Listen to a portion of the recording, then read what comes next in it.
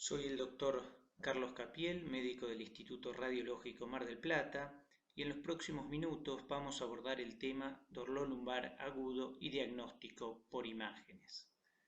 Vamos a determinar la utilidad de los diferentes métodos de diagnóstico en el estudio de esta dolencia. Los objetivos de la siguiente disertación incluyen definir el dolor lumbosacro agudo, determinar cuándo solicitar un estudio diagnóstico por imágenes y evaluar qué estudio es el más conveniente de acuerdo con el contexto clínico del paciente. Como todos ustedes saben, el dolor agudo con o sin radiculopatía es uno de los problemas de salud más frecuentes en la actualidad y representa una de las principales causas de incapacidad en personas por debajo de los 45 años. Se define al dolor lumbar agudo como aquel dolor lumbosacro de menos de 3 meses de duración. Vamos a ver que hasta un 80% de las personas tienen dolor lumbar a lo largo de la vida. Es importante remarcar que el dolor lumbar agudo no complicado es una condición benigna y autolimitada que no requiere de estudios de diagnóstico por imágenes. Como ya vimos, tiene una alta prevalencia y genera un importante impacto económico en lo que se refiere a gastos de salud. Representa la causa más frecuente de consultas en médicos traumatólogos y neurocirujanos y es la causa más frecuente de consultas en pacientes de menos de 45 años. La lumbalgia o el dolor lumbar agudo tiene un buen pronóstico y generalmente se manifiesta como una entidad autolimitada y vamos a ver que el 90% de los pacientes que se presentan con esta dolencia se recupera dentro de las 6 semanas. En el 85% de estos pacientes no se encuentra causa subyacente. Debido a la alta prevalencia y a los costos en el diagnóstico y tratamiento de este problema, muchos gobiernos han patrocinado estudios y hoy en día existen numerosos trabajos en la literatura referidos a este tema. Dentro de estos reportes encontramos muchos artículos, de los cuales le enumeramos algunos de ellos, que demuestran alteraciones en la columna en pacientes asintomáticos que nunca refirieron dolor lumbar. Y vamos a ver que muchos de estos trabajos demuestran que un 25% de pacientes completamente asintomáticos que nunca refirieron dolor lumbar presentan estudios anormales en los exámenes de diagnóstico por imágenes. Y este porcentaje del 25% llega hasta un 50% cuando evaluamos pacientes asintomáticos mayores de 50 a 60 años. Entonces, un poco lo que nos está demostrando es una pobre asociación entre los síntomas y los estudios por imágenes. Acá tenemos un ejemplo de los trabajos que enumerábamos recién y vemos que este es un trabajo donde se evaluaron 98 pacientes asintomáticos con estudio de resonancia magnética. Fueron pacientes entre 20 y 80 años con una edad media de 42 y vamos a ver que solamente el 36% de estos pacientes presentaban discos normales en todos los niveles. Además, se encontraron pacientes con protrusiones difusas, protrusiones focales e inclusive con una extrusión discal. El 38% de estos pacientes presentaban anormalidades en más de un nivel. La conclusión del trabajo refería que debido a la alta prevalencia de estos hallazgos, la presencia de protrusiones en los estudios de resonancia magnética en pacientes con dolor lumbar suele ser coincidente y muchas veces no la causa del dolor lumbar referido por el paciente. Entonces, podemos decir que no se deben tratar ni operar imágenes. Y las imágenes deben ser siempre evaluadas en el contexto clínico del paciente.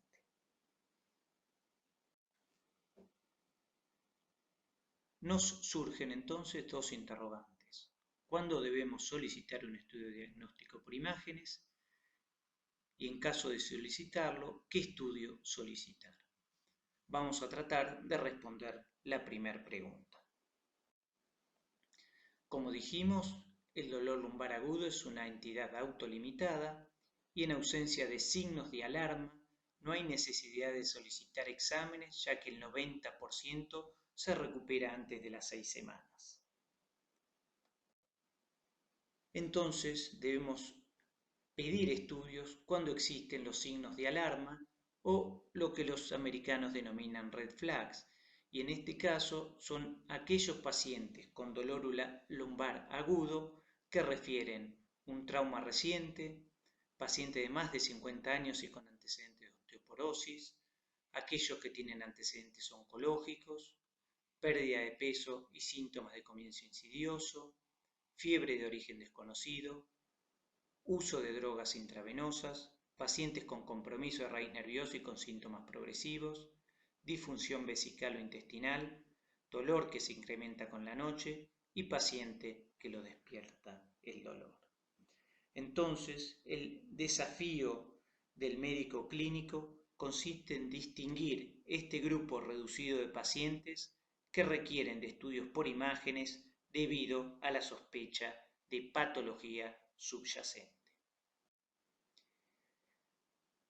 Una vez que se identifican estos pacientes, nos surge la segunda pregunta y es ¿qué estudio por imágenes solicitar? Los métodos que se utilizan hoy en día para el estudio de la columna incluyen a la radiología, a la tomografía computada, a la resonancia magnética y a la centellografía ósea. Vamos a evaluar la utilidad de cada uno de estos métodos en el examen. La radiología es un estudio de fácil accesibilidad que muchas veces inicia el algoritmo diagnóstico y puede ser la única prueba necesaria. Otorga una visión panorámica de la zona a estudiar y es un estudio eficaz en la demostración de alteraciones óseas y articulares. Acá vemos una radiografía de columna lumbar en posición de frente y perfil, donde se evalúa con gran detalle los cuerpos vertebrales.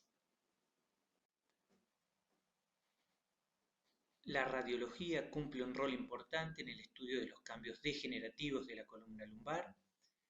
Acá vemos a la izquierda de la pantalla una radiografía en posición de perfil, donde evaluamos los cuerpos vertebrales y en forma indirecta a los discos intervertebrales. Como ustedes saben, los discos son estructuras de partes blandas que no se ven en la radiografía simple, pero uno puede obtener una visualización indirecta evaluando el espacio intervertebral. Con una flecha roja vemos la disminución del espacio articular que nos está indicando una deshidratación o una degeneración discal. En el lado derecho de la pantalla vemos una radiografía de frente que nos muestra una escoliosis lumbar acompañado de osteofitos y muestra con gran detalle los cambios artrósicos o degenerativos en la columna lumbar. También la radiografía tiene importante valor en el estudio del trauma, y acá vemos dos pacientes con antecedente traumático, donde con una flecha roja mostramos la alteración en la morfología de los cuerpos vertebrales, con irregularidad de la plataforma superior debido a una fractura y la disminución de altura de los cuerpos vertebrales. También cumple importante rol en el estudio de los tumores y en este caso vemos la alteración en la densidad de los cuerpos vertebrales que presentan imágenes osteoblásticas, es decir, imágenes de alta densidad formadoras de hueso que corresponden a metástasis en un paciente con antecedente de cáncer de próstata. Vemos entonces que la radiología muchas veces representa el primer método en el estudio de las patologías de columna y tiene indicaciones importantes como es el estudio de la espondilolisis, la espondilolistesis o la desalineación de los cuerpos vertebrales, en la evaluación de la escoliosis, en los cambios degenerativos o artrosis, osteopatías metabólicas o el trauma. ¿Cuáles serían las indicaciones de la radiología? Recordemos que es una imagen bidimensional y muchas veces es difícil identificar una imagen en los tres planos del espacio. En ciertas patologías, como por ejemplo las patologías oncológicas, tiene baja o mediana sensibilidad y especificidad y como vimos tiene pobre visualización de partes blandas. Acá vemos otros estudios de radiografía de columna lumbar normal, donde se encuentran señalizadas las distintas estructuras anatómicas de los cuerpos vertebrales. Es importante para arribar a un diagnóstico reconocer la anatomía normal. Acá vemos un caso clínico. Este es un paciente joven con dolor lumbar agudo al que se le solicita un estudio de radiografía de columna lumbar en posiciones de frente y perfil. Este estudio fue informado como normal. El paciente continúa con dolor y luego de un tiempo se solicitan otros estudios por imágenes. Estudios de tomografía computada y resonancia magnética del mismo paciente. En el lado izquierdo de la pantalla vemos un estudio de tomografía computada, una reconstrucción sagital en el plano de perfil y en el lado derecho un corte sagital o de perfil de resonancia magnética. Con la flecha blanca señalizamos una lesión quística que compromete a la apófisis espinosa del cuerpo vertebral de L3. Cuando reevaluamos la radiografía en posición de frente, identificamos con las flechas blancas a la apófisis espinosas de las vértebras supra e infrayacente. La flecha roja nos indica la falta de visualización de la apófisis espinosa de la vértebra de L3.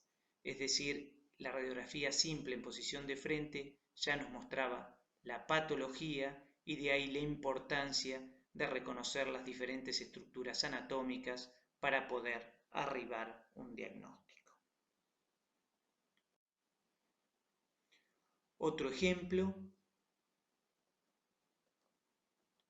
en este caso una paciente con un antecedente oncológico de carcinoma de mama. A la izquierda de la pantalla una radiografía de columna lumbar en posición de frente y a la derecha un estudio de tomografía computada donde vemos el corte axial. Las flechas blancas nos indican los pedículos vertebrales normales de las vértebras y la flecha roja nos muestra la falta de visualización del pedículo en el lado derecho en la radiografía de frente de columna lumbar. Cuando realizamos la tomografía computada, nos confirma una lesión lítica que compromete al pedículo vertebral y que correspondió a una metástasis del carcinoma de mama. Otro de los métodos que podemos utilizar es la tomografía computada. Es un método muy útil para la evaluación de algunos sectores anatómicos donde existen superposición de estructuras debido a la posibilidad de obtener cortes axiales. Examina de forma excelente la cortical y las trabéculas óseas. Es superior a la resonancia magnética en demostrar calcificaciones y tiene menor resolución de contraste y menor sensibilidad que la resonancia para estudiar las partes blandas y la médula ósea.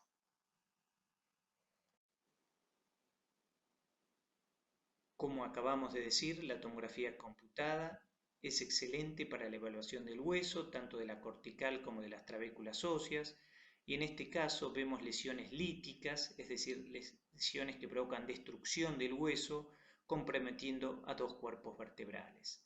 En este caso son metástasis de un cáncer de riñón.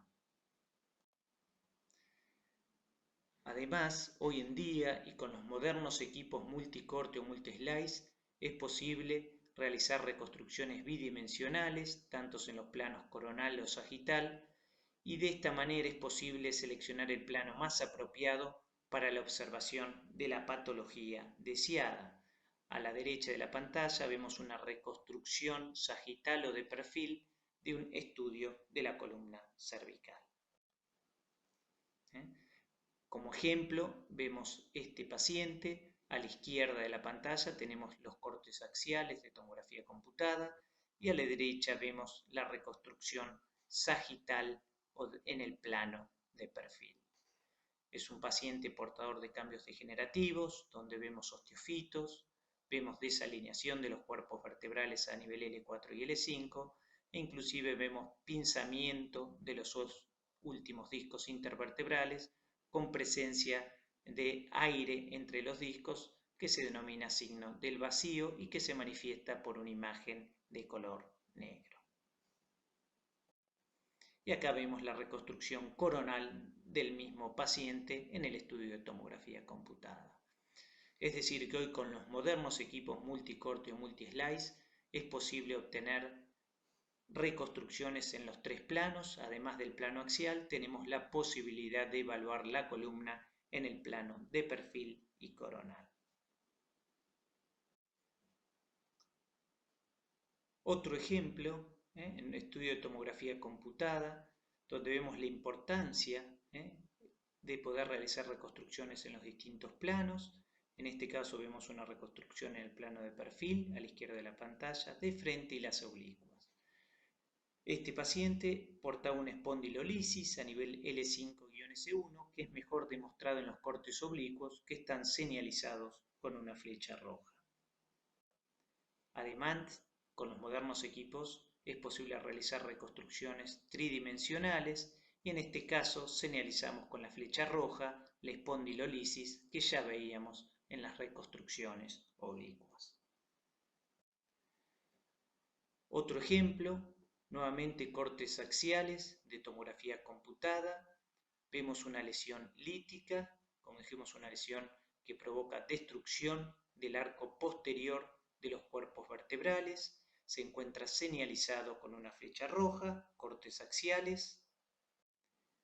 Es posible realizar cortes o reconstrucciones en el plano de perfil o sagital, donde nuevamente con la flecha roja señalizamos la lesión lítica que compromete al arco posterior de un cuerpo vertebral dorsal, y en este caso la reconstrucción en el plano coronal.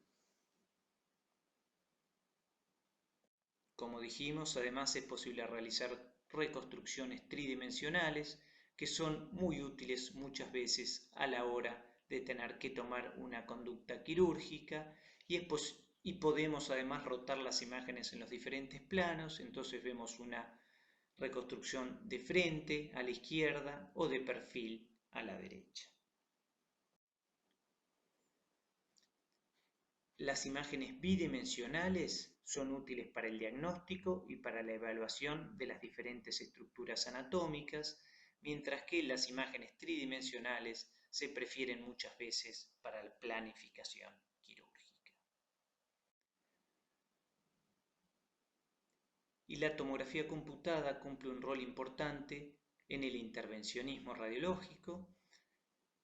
Es muy importante para guiar agujas en casos de que se quiera tomar muestra biopsias de lesiones de columna.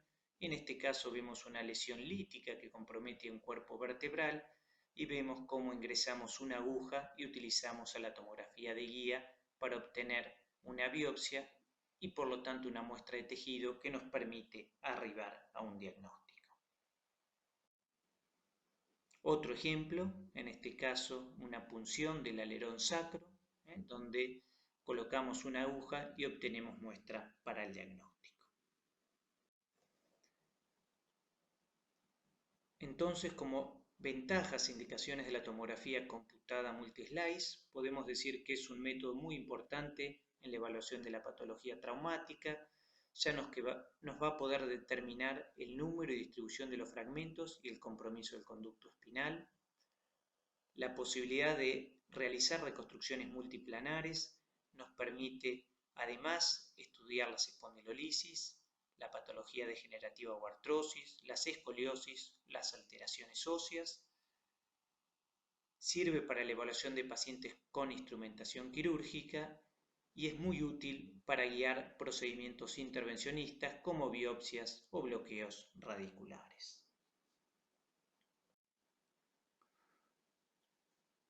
Otro de los métodos que utilizamos para la evaluación de la columna es la resonancia magnética.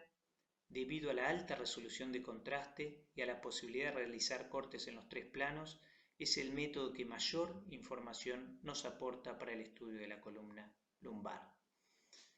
Nos va a permitir evaluar las vértebras y la médula ósea. Es el método que mayor sensibilidad tiene para evaluar el compromiso de médula ósea. Nos permite estudiar además los discos, tanto el núcleo pulposo como el anillo fibroso, los mecanismos de sujeción de la columna, como son los ligamentos, y el conducto raquídeo y su contenido. Cuando realizamos un estudio de resonancia magnética utilizamos distintas secuencias. Las secuencias más utilizadas incluyen a las secuencias T1, secuencias T2, secuencias de supresión grasa y secuencias con efecto mielográfico. Las secuencias con efecto mielográfico nos dan imágenes similares a la mielografía sin necesidad de inyectar medios de contraste. ¿Y por qué utilizamos diferentes secuencias? Vamos a ver que los distintos tejidos del cuerpo tienen distintos comportamientos en las secuencias T1 y T2. Por ejemplo, el agua se ve negra en T1 y blanca en T2, la grasa se ve blanco brillante en T1 y blanco gris en T2, la fibrosis se ve negra en secuencias T1 y T2. Entonces, el hecho de saber cómo se comportan los diferentes tejidos en secuencias T1 y T2 nos va a permitir identificar las estructuras anatómicas normales y caracterizar las patológicas. Acá vemos un ejemplo de la columna lumbar en secuencias T1 y T2. Es una resonancia magnética normal donde se identifican los cuerpos vertebrales, los discos, y vemos que el líquido cefalorraquídeo se ve negro en la imagen de la izquierda porque es una secuencia T1 y blanco en la imagen de la derecha porque es una secuencia T2. Acá vemos otro estudio de columna lumbar en secuencias T1, T2 y supresión grasa. Las secuencias de supresión grasa, como dice el nombre, suprimen la grasa, es decir, que ponen a la grasa de color negro. Entonces, otro ejemplo donde vamos a mostrar la utilidad de utilizar las diferentes secuencias. Con la flecha blanca, tanto en las secuencias T1 y T2, señalizamos líquido cefalorraquídeo y vemos que en la imagen de la izquierda, en la secuencia T1, el líquido es negro y en la imagen del medio, el líquido cefalorraquídeo es blanco porque es una secuencia T2. Con la flecha roja señalizamos una imagen patológica que se ubica por dentro del conducto espinal y que se presenta blanco brillante o hiperintensa en secuencias T1, también hiperintensa pero un poco más apagado, blanca en secuencia T2, y cuando aplicamos secuencias de supresión grasa se ve negra. Entonces, si recordamos lo que dijimos previamente, la grasa se presenta blanco brillante en T1, blanco más gris en T2 y lógicamente suprime con las secuencias de supresión grasa. Entonces, estamos frente a un lipoma del filum terminale. El hecho de saber cómo se comportan los distintos tejidos en las secuencias T1 y T2 nos permite realizar el diagnóstico de lipoma en este paciente. Otro estudio de resonancia magnética con una lesión por dentro del conducto espinal. Acá observamos secuencias T1 a la izquierda de la pantalla, donde el líquido cefalorraquídeo se ve negro, secuencias T2 en el medio, donde el líquido cefalorraquídeo se ve blanco, y una secuencia T1 con contraste a la derecha de la pantalla. Vemos una lesión de forma redonda que tiene intensidad de señal de tejido sólido por el comportamiento en secuencias T1 y T2 y que refuerza en forma intensa luego de administrar contraste. En este caso, un tumor, también del cono medular, pero vemos que es una lesión sólida y por las características que tiene debemos sospechar que corresponde a un neurinoma. Nuevamente, las características tanto en secuencias T1, T2 como T1 con contraste nos permiten acercar un diagnóstico de la lesión. Y ahora pasamos a casos clínicos para mostrar la utilidad de la resonancia magnética en las diferentes utilidades. En este caso, una paciente de 60 años con lumbocefalgia derecha, donde vemos un corte de perfil o sagital a la izquierda de la pantalla en secuencias T2 y un corte axial en secuencias T1 a la derecha de la pantalla. Vemos una hernia discal señalizada con una flecha negra que ocupa el espacio epidural anterior y el receso lateral derecho y que contacta y comprime a la raíz nerviosa descendente derecha. La resonancia magnética cumple un rol muy importante para el estudio de la patología degenerativa de la columna lumbar y para la evaluación de los discos y de la patología discal.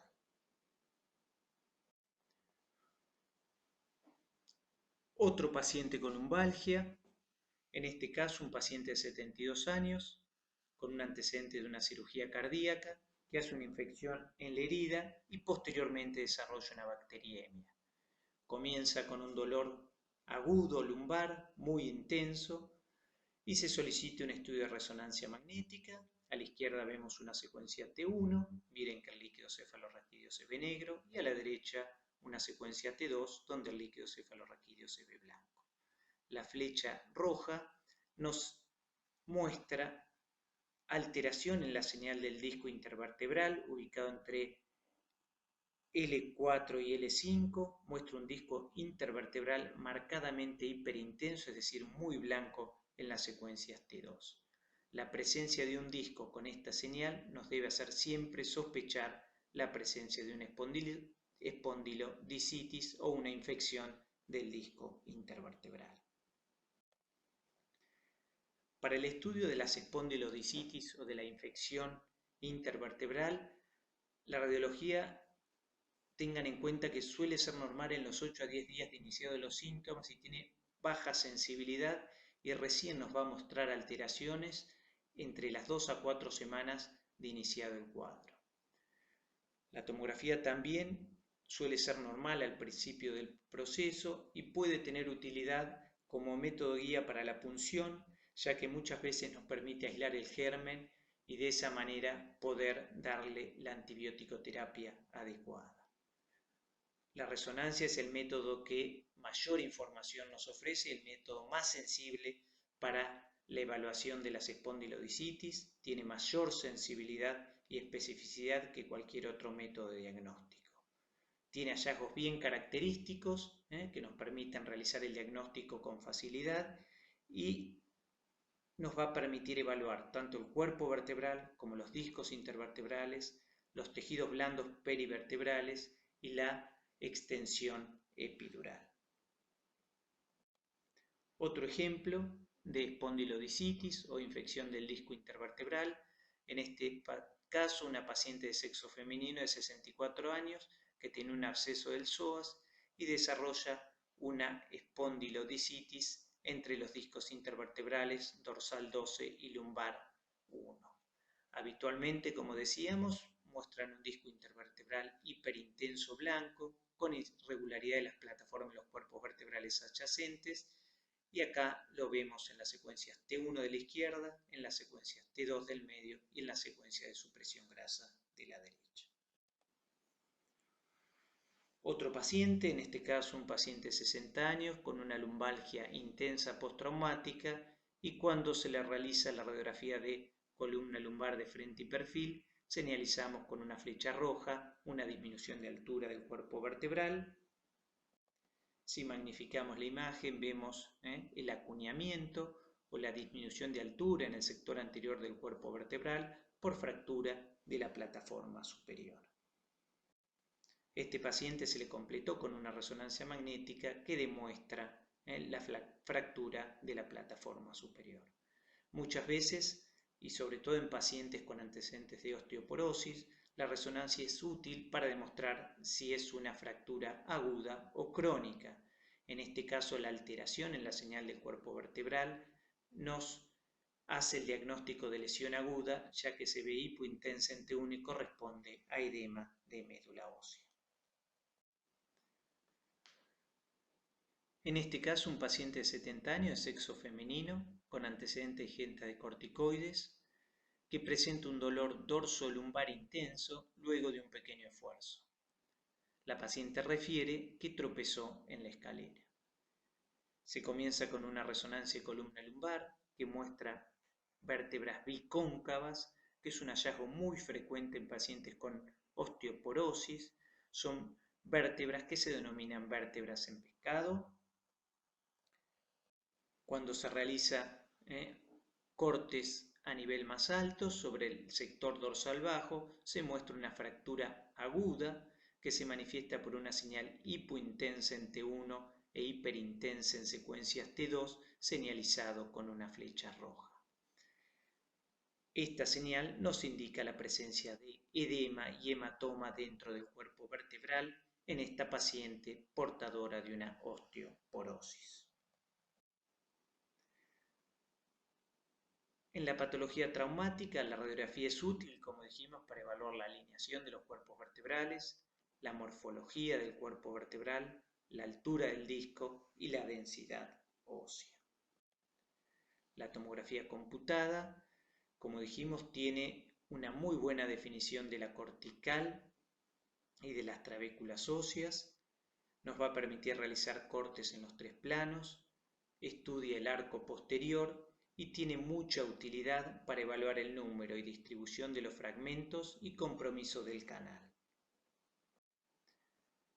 Mientras que la resonancia nos aporta importante información cuando hay síntomas neurológicos, cuando es necesario evaluar el conducto espinal, el cono medular y filum terminale, para el estudio de las partes blandas y de la patología discal.